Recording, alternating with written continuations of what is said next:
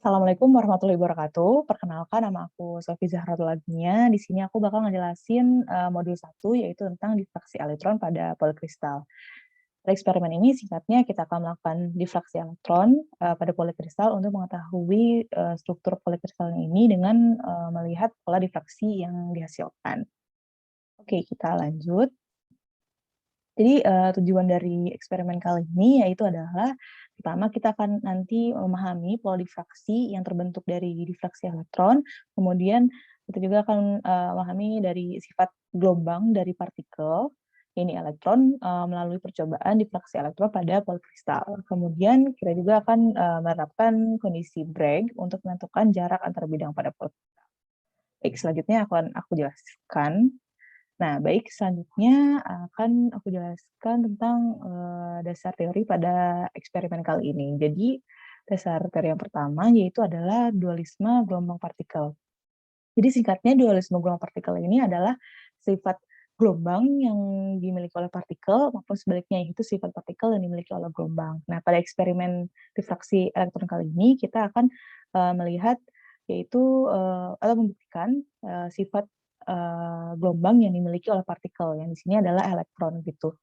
Nah, salah satu sifat gelombang yang kita tahu, jadi ketika gelombang melewati celah sempit, gitu ya, maka akan gelombang ini akan terhambur ke berbagai arah gitu. Nah, sama juga dengan partikel ini elektron, ketika elektron akan akan ditabrakkan pada celah sempit atau melewati celah sempit, maka elektron ini akan terhambur atau terdifraksi ke berbagai arah. Contohnya pada gambar ini.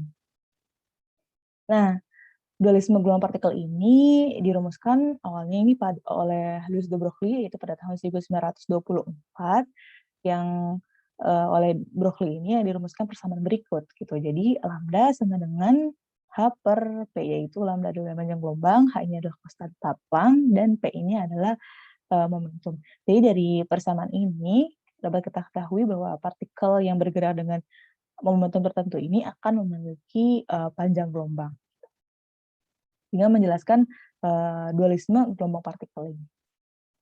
Baik, selanjutnya, nah pada eksperimen kali ini yaitu difraksi elektron pada polikristal. Nah, jadi ada kondisi Bragg gitu. Jadi kondisi Bragg ini adalah kondisi pada saat gelombang atau partikel yaitu elektron akan mengenai kisi polikristalnya gitu. Jadi bisa dilihat pada gambar ini bahwa si kisi kristal ini terdiri dari atom-atom atom-atom yang di sini diibaratkan sebagai celah gitu. Jadi ketika si elektronnya ini menabrak si kisi kristal yang melewati celah yang sempit, maka seperti yang dijelaskan dia akan mengalami akan terhambur gitu, akan terdifraksi.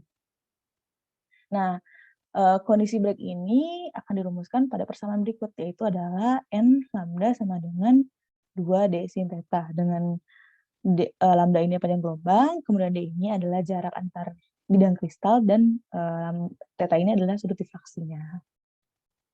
Baik, selanjutnya di sini aku bakal jelasin tentang eksperimen difraksi elektron kali ini. Jadi bisa kita lihat bahwa di sini ada power supply, kemudian ini ada dudukan tabungnya, ada tabung difraksi elektronnya, dan di bagian sini ada layar fluorescence namanya, dan di sini ini ada filamen dan juga polikristal.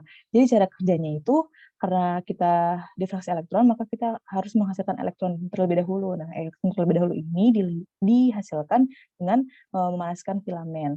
Kemudian elektronnya ini akan dipercepat dengan menggunakan tegangan pemercepat yang dihasilkan dari power supply, dan akan ditembakkan ke polikristal, dan pada polikristal ini akan terjadi difraksi.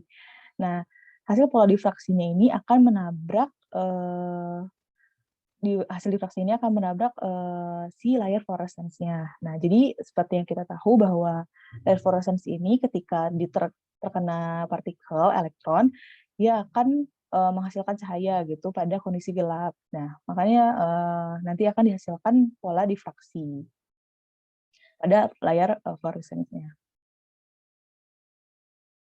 Nah, jadi, pada si difraksi pada polikristal nanti akan dihasilkan pola difraksi yang berbentuk seperti cincin gitu. Jadi kita bisa lihat di sini pada gambar ini. Nah, jadi pola difraksi ini itu disebut dengan, pola difraksi full Debye-Scherrer. Nah, sekian, penjelasan modul 1 dari saya, kurang lebihnya mohon maaf. Assalamualaikum warahmatullahi wabarakatuh.